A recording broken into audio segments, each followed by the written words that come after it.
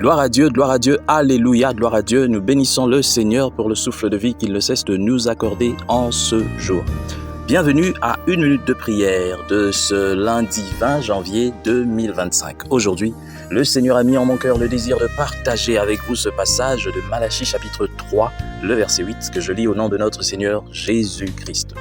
L'homme volera-t-il Dieu que vous osiez le faire? Et vous dites, en quoi t'avons-nous volé? Alléluia. Lorsqu'on aborde ces passages, tout le monde, ou alors la majorité des serviteurs de Dieu, des prédicateurs, ne voient que la dîme. Ça, c'est un autre sujet.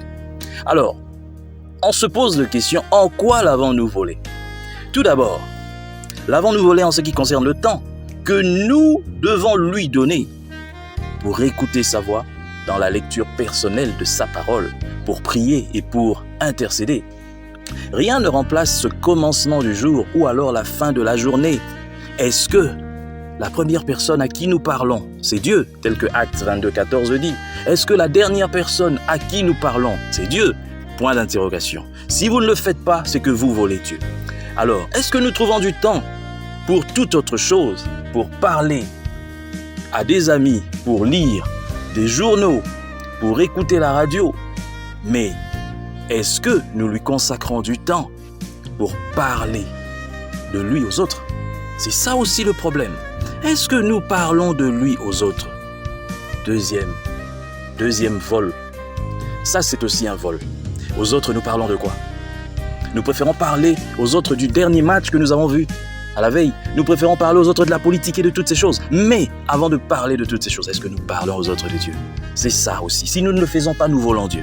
Troisièmement, lorsque nous parlons de nous-mêmes, avec emphase, nous voulons réaliser, nous faisons des choses, que ce soit les politiciens, que ce soit nous, lorsque nous voulons nous exprimer concernant nous-mêmes, des fois nous sommes tellement orgueilleux, tellement superficiels, nous parlons tellement de nous avec emphase. Mais est-ce que nous parlons de lui? Est-ce que nous connaissons ces dieux? Pour parler de Dieu, il faut le connaître. Il faut le connaître. Tu ne peux pas faire passer ta propre personne avant Dieu.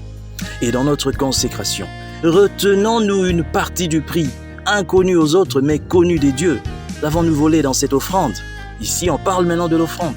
En Israël, les hommes vaillants d'autrefois étaient entièrement donnés à Dieu. Les disciples de l'Église primitive ne gardaient rien pour eux-mêmes. Mais aujourd'hui, qu'est-ce que nous ne voyons pas? Des gens qui préfèrent. Deux fois même, lorsqu'ils donnent, c'est par superflu, pour qu'on voit qu'ils ont donné. Mais nous donnons quoi en réalité? La meilleure offrande, c'est ce qui vient de notre cœur. C'est le sacrifice. On accepte de se priver. Que ça ne devienne pas une loi, mais que ce soit de bon cœur. Je bénis le Seigneur. Si nous avons compris cette parole, alors se réalisera la promesse de Malachie 3:10, et vous verrez si je n'ouvre pas les écluses des cieux, et si je ne répands pas sur vous la bénédiction en abondance. Pour que Dieu répande la bénédiction en abondance, nous devons lui consacrer le temps. Nous devons parler de lui aux autres. Nous devons parler de lui à nous-mêmes. Nous devons le connaître, apprendre à le connaître, et nous devons aussi lui offrir ce qui est meilleur. Que Dieu bénisse sa parole, qu'il bénisse tous ceux-là qui m'ont suivi, et que cette journée soit une journée bénie et une semaine bénie au nom de Jésus-Christ. Amen. Chers frères et sœurs, dans le Seigneur, vous avez l'occasion de servir Dieu avec votre temps, avec votre intelligence, mais aussi avec vos moyens. Soutenez, restez unis dans une minute de prière chaque jour. Écrivez-nous, envoyez vos dons ici. Que Dieu vous bénisse.